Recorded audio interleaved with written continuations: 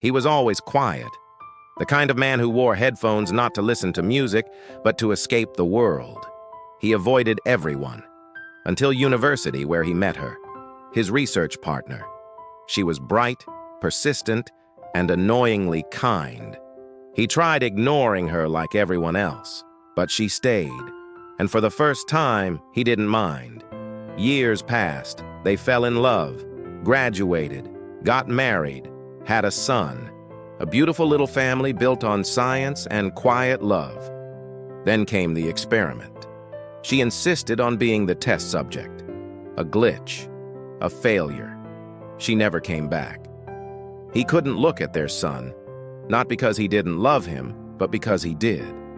And love meant guilt, so he disappeared again, into silence, because punishing himself felt easier than forgiving himself.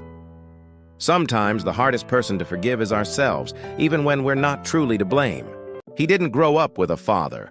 He grew up with a teacher, paid to raise him. For 14 years, that was his life.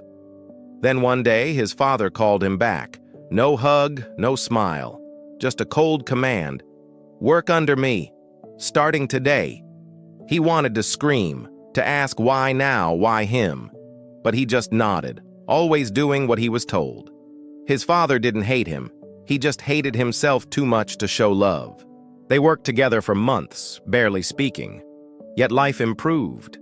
The boy found new friends, one of whom wanted to help. She planned a dinner, secretly inviting them both. She thought it was time they finally talked. The boy agreed. The father hesitated but accepted. Something was changing. But no one knew the worst day of their lives would begin before dinner even started. Sometimes hope comes with unexpected challenges. She wanted to help. She went into the lab early, hoping to prepare something special for the dinner, but she didn't know. That chemical vault had a leak. An alarm blared. She was trapped, and the boy was the only one near. He tried to open the door, but then his father's voice, cold, calm. "Don't open it. She'll contaminate the whole lab." "She'll die," the boy screamed. "She's my friend." The father didn't reply. He just pressed a button. Automatic lockdown. The boy slammed the glass, begging, crying, but the door sealed shut forever. She died. With her hand on the glass, the dinner never happened. The healing never came. After that day, the boy never spoke to his father again, and the father never forgave himself again.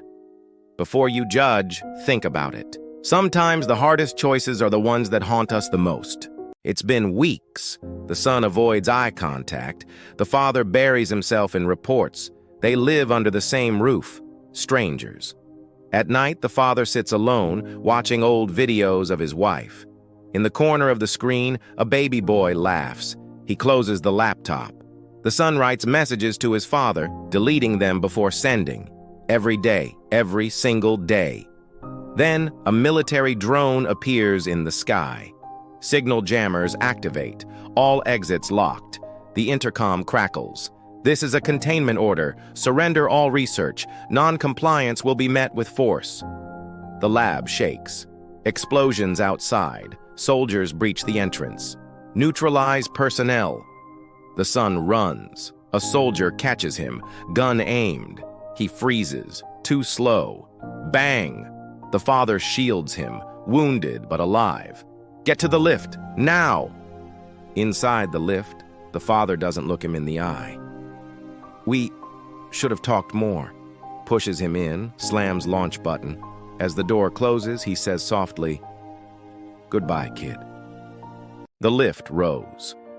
The son stood motionless, his face a mask of emptiness. Below, his father crawled through the rubble, wounded and alone. He reached her grave, collapsing beside it, dust in his mouth and tears in his eyes.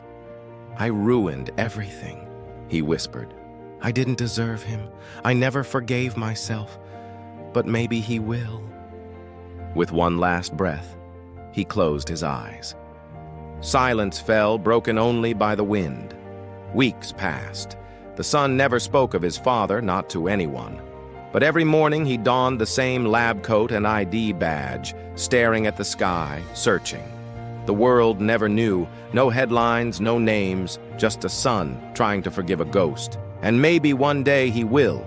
Before you judge, remember, forgiveness is a journey, not a destination.